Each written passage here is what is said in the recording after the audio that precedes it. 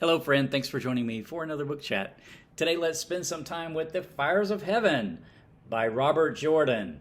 This was originally published back in 1993. This is book 5 of the Wheel of Time series by Robert Jordan. I've been slowly making my way through since I got introduced to this series at the end of last year. There are quite a few books to go, but I am on book 5, The Fires of Heaven by Robert Jordan.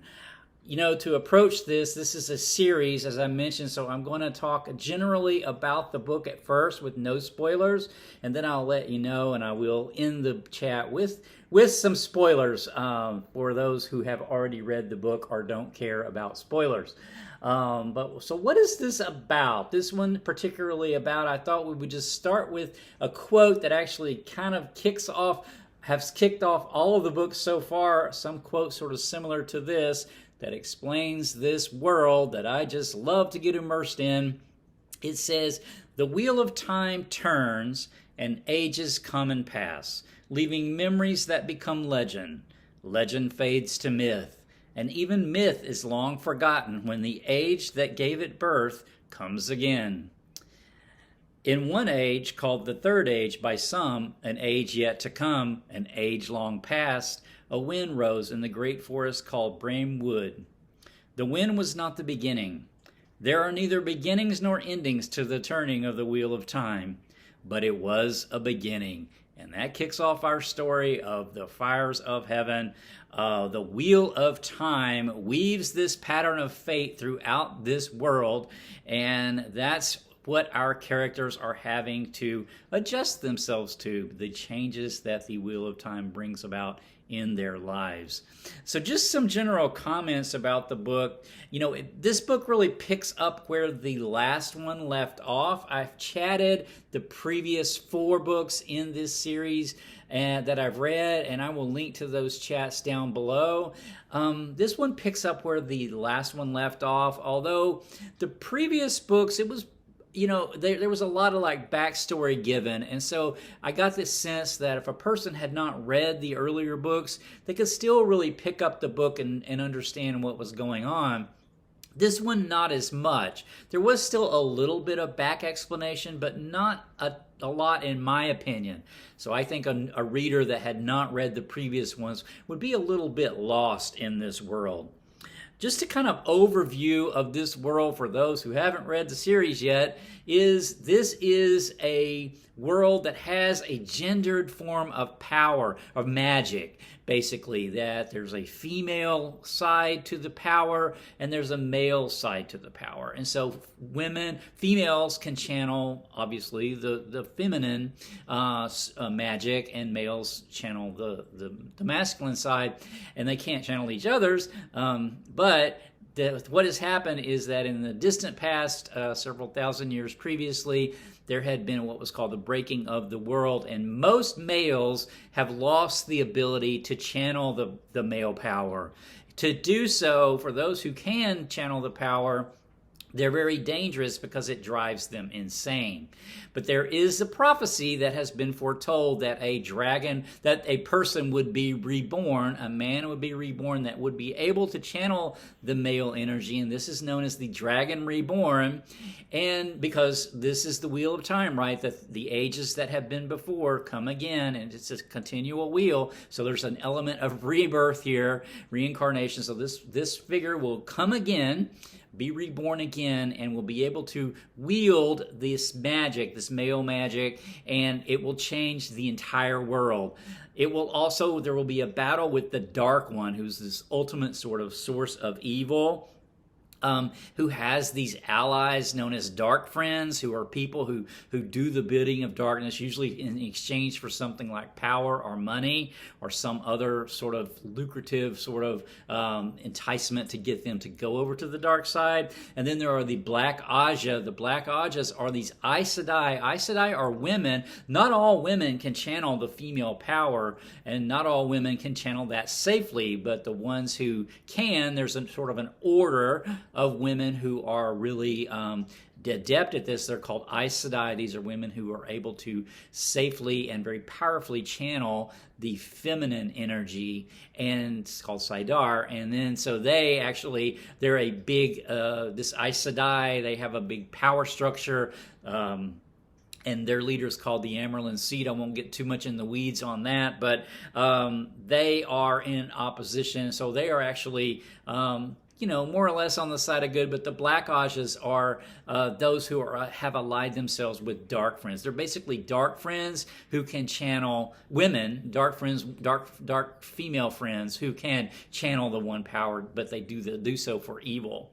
I already mentioned the Dragon Reborn. Then we have our main characters from these that started out in book 1. They started out in this small provincial village. The main one was just a shepherd. So one was a blacksmith. They didn't have, they weren't in positions of power. They were very young, very sort of unsophisticated, and they got thrown out into the world to be participating in this whole Dragon Reborn and upcoming battle with the Dark One and the Wheel of Time. Spit them out back into the world to do their part in bringing about this monumental change that's coming to this world. The balance of power between the different kingdoms, as we pick up this book, it's changed a lot from the earlier books because the Dragon Reborn, etc., has destabilized things. Also, they're Forsaken. The Forsaken are these there were former Aes Sedai and males who could channel like thousands of years ago.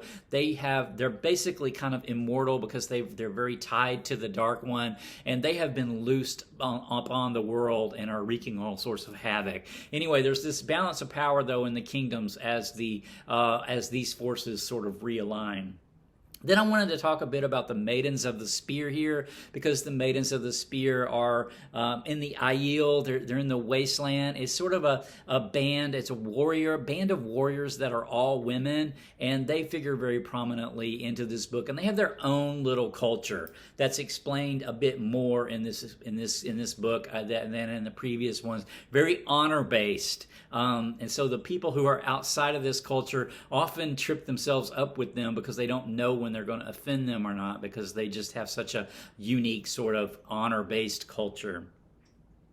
I did want to just touch base briefly on what I think the title means, just because I like doing that. The Fires of Heaven. I think this refers to Balefire, which we had experienced a little bit in the previous book, but here we get more of that. Balefire is a very powerful blast of the one power that is very dangerous for the wielder to do, but it is almost like atomic almost in power. It's very powerful, and so this Fires from Heaven, this Balefire, we see occur a few times in this book. There's a few quotes before I move into the spoiler section that I just thought I would throw out.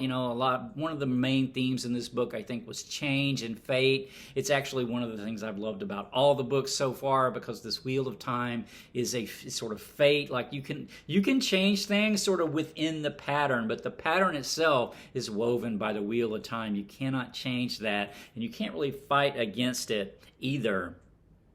But this sort of change, there's a quote here that I like about that. Like, when change happens, it's destructive, right? You lose things. And the quote says, "Take what you can have, rejoice in what you can save, and do not mourn your losses too long." I love that quote because, change brings destruction. You're going to lose some things in change. And you might mourn some of those, but, that's ultimately the nature of change, and it really can't be avoided. This next quote's about Nynaeve. She's one of the characters from the Two Rivers. She's got a really fierce temper, and this quote is actually about her temper, but I just loved it because it's also about change and fate and how you can't change fate. And the quote is, "Oh, Nynaeve, you cannot hold the sun down at dawn. You can't hold the sun down at dawn. You can't stop the sun from rising. So there's certain things you can't change. As much as you might want to, you can't." And then there's a quote from Rand, one of the main characters, to Matt, his friend. Matt's always trying to run away from his fate, right? And Rand's saying to Matt, he says, learn to trust the pattern. Do not waste your life attempting to change what cannot be changed.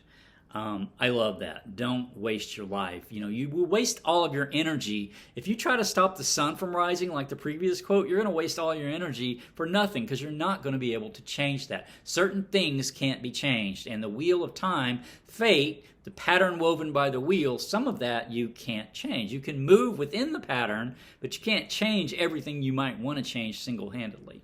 I just think that's so cool.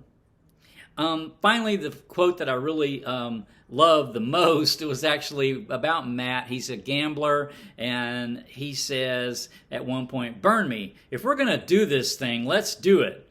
Doviandi se tovia sagain. And Rand says, what? And Matt says, I said, it's time to roll the dice. Let's take a chance.